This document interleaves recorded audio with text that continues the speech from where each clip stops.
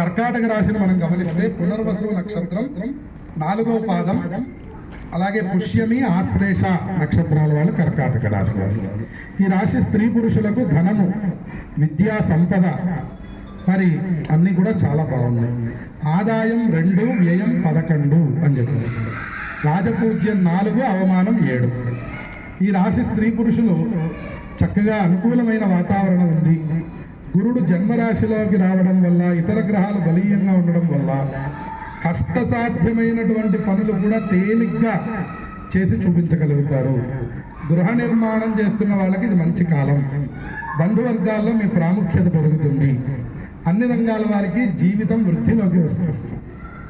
అలాగే స్వల్పమైనటువంటి అనారోగ్యం సూచిస్తోంది. తర్వాత సోదరులు అందరూ కూడా మీకు అనుకూలంగా మారుతారు. నూతన బాంధవ్యాలు పెరుగుతాయి. కొత్త పరిచయాలు ఏర్పడతాయి.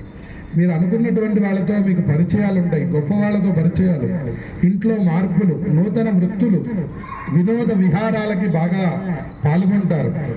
అలాగే పుణ్యక్షేత్ర సందర్శనాలు చేస్తారు. మనశ్శాంతిగా ఈ సంవత్సరం ఉంటారు. అన్యోన్య దాంపత్యం కూడా ఈ సంవత్సరం సూచిస్తుంది గురుబలం ఉండడం వల్ల. ఈ రాశి ఉద్యోగస్తులకు మంచి యోగదాయకమైన కాలం. ప్రభుత్వ రంగంలో పనిచేసేటటువంటి వాళ్ళకి ప్రమోషన్లు, ఇంక్రిమెంట్లు, అధికారులతో వచ్చే ప్రశంసలు వస్తాయి. కొత్తగా ఎవరు ఉద్యోగానికి ప్రయత్నం చేస్తున్నారో వాళ్ళకి ఉద్యోగం వస్తుంది. రాజకీయ నాయకులకి మంచి కాలం, అనుకూలమైనటువంటి కాలం. వాళ్ళకి ధనాగమన కాలం అని చెప్పాలి. మంచి ఆదాయం బాగుంటుంది రాజకీయ నాయకులకి. కళాకారులకు కూడా మంచి కాలం ఉన్నది. టీవీ, సినిమా రంగాల్లో ఉండే వాళ్ళకి, సాంకేతిక నిపుణులకు ప్రత్యేకమైనటువంటి గుర్తింపు ఏర్పడుతుంది. అవార్డులు కూడా పొందుతారు. అన్ని రకాల వ్యాపారస్తులకు ఇది లాభదాయకమైనటువంటి కాలం. ఎప్పుడూ చూడనటువంటి ధనాన్ని చూస్తారు. జాయింట్ వ్యాపారస్తులకు భాగస్వాములతో కూడా చిన్న విభేదాలు ఏర్పడేటువంటి అవకాశం ఉంది.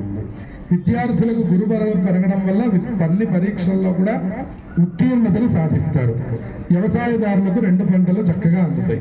స్త్రీలకు శని రాహుల బలం ఉండడం వల్ల కర్కాటక రాశి వాళ్ళకి పట్టిందల్లా బంగారంగా మారిపోతుంది. శుభకార్యాలు చేస్తారు. సంతానం వల్ల సుఖం కలుగుతుంది. మీ పిల్లలు మీకు ఆనందాన్ని తెచ్చిపెడతారు. మొత్తం మీద ఈ రాశి వారి యొక్క స్థితి గమనించినట్లయితే మంచి యోగదాయకమైనటువంటి కాలం. కానీ అష్టమ రాహు దోషం వీళ్ళ మీద ఉన్నది. దానివల్ల దుర్గాదేవి యొక్క ఆరాధన మంగళవారం పూట రాహుకాలంలో చేయండి. రాహుకాలంలో దుర్గాదేవి ఆలయాన్ని దర్శించండి.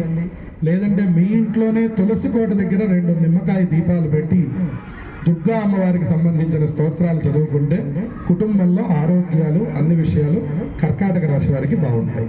తర్వాత